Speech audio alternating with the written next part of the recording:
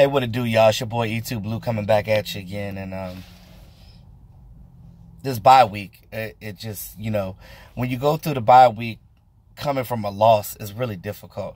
Because, again, Redskin fans are still here.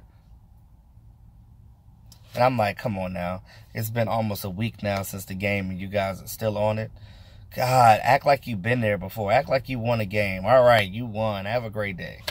Whatever. But, it does suck. But, again, we got to look forward. We got to stay optimistic. And, hey, we got Amari Cooper now. Speaking of Amari Cooper, just a couple of thoughts on Amari Cooper and him being in Dallas so far. So, when he came yesterday, he, or the day before yesterday, I'm sorry, working out with Dak and practicing.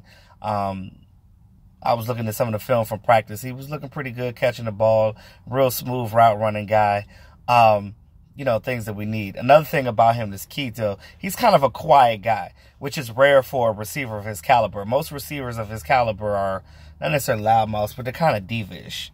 Now, you look at Dak Prescott, and as far as Amari Cooper, which I'll get into in a second, but he doesn't talk much. He's one of those guys that, like, when you have a conversation with him, it's more so of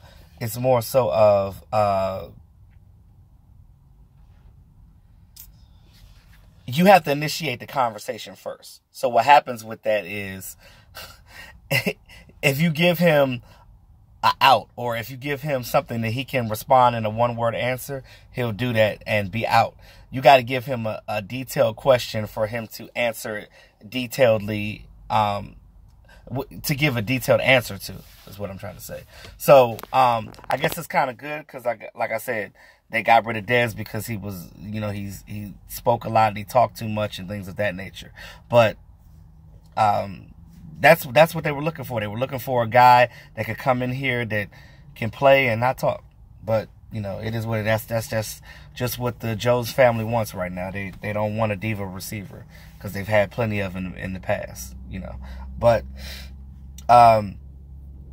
as far as him practicing, things he said about Dak Prescott, he was like, hey, I like the way Dak throws the ball. I really like, catching from him. I like being here with the Dallas Cowboys, wonderful facility. He got a chance to talk to some of the players. Some of the players are loving the fact that he's here, with their individual interviews. And, they welcomed him very open-handedly. So, you look at that and it's like, okay, well, at least the team is happy that they got this receiver here. He's happy to be there. He was like, just the cold cliche thing. Hey, it's America's team. How can you not be excited? That type of deal. But he's actually going to stay in Dallas during the bye week, and he's going to work with Dak, and they're going to get their rapport together, catching and throwing and running routes and things of that nature. So I think that's really good that, he's coming right in here, kind of like how Tavon Austin did when he got traded. Come in there, go straight to work. Work with your quarterback. That way, by the time the Titans game come, it should be okay. Now, as far as the playbook, he said that it shouldn't be too hard for him to learn. If you guys don't know, his coordinator before his offensive coordinator was formerly, I forgot his name, but he was formerly under Scott Linehan when he was with the Rams. So it's kind of similar, but with different nuances, because you got to understand when coordinators working under other people and they end up getting a job somewhere else and they are the man, they implement their own little things within what Linehan had too. So it's Linehan stuff on with what he had. So, like he said it's going to be a little easier for him to catch and understand because, he's a very cerebral guy. Apparently, Amari Cooper loves to read. He's a smart guy. So he knows his X's and O's, so that's a good thing. So that will help him learn this playbook fast and get in here and help this offense and help Dak Prescott, because that's the biggest thing right now. And like I said, I wasn't a fan of getting rid of the first round pick, but I do like the fact that they got Amari Cooper. And like I said, there's probably not a wide receiver in next year's draft that would compensate for what we have with Amari Cooper now. Now, you look at age-wise, he's 24 years old. Like I said, he's only 6 months older than Calvin Ridley with the Falcons, and Calvin's a rookie. So, and he's already been in the league a couple of years, and he has 2 Pro Bowls under his record. So, you know, that's a good thing. So, you know, hopefully that he'll come in here. You know, a lot of people were talking about his drops and stuff like that. I look at his drops like focus drops. It was more like what Vash Lombardi said. Shout out to Vash Lombardi. Doski, woski, ski, ski, wee, ski. But anyway, his drops were more focused. You know how, like, when you're trying to do 2 things at once, you're like, okay, I got to do this, and then immediately after I do this, I have to do that. So it's more so of like he was thinking about running and getting those yards after catch before he caught the ball. And see, that's why I said you got to catch the ball first and then run. You know, some of those were focused, and some of those were just missed passes by Derek Carr. So, I mean, I look at it like this. I'm not going to worry too much about those drops because, you know, I've seen him catch in practice, and he's pretty solid. So I'm not really worried about the pass or what happened with the Raiders, because we already know John Gruden was doing a lot of things over there and frustrating players, and Amari just didn't want to be there anymore.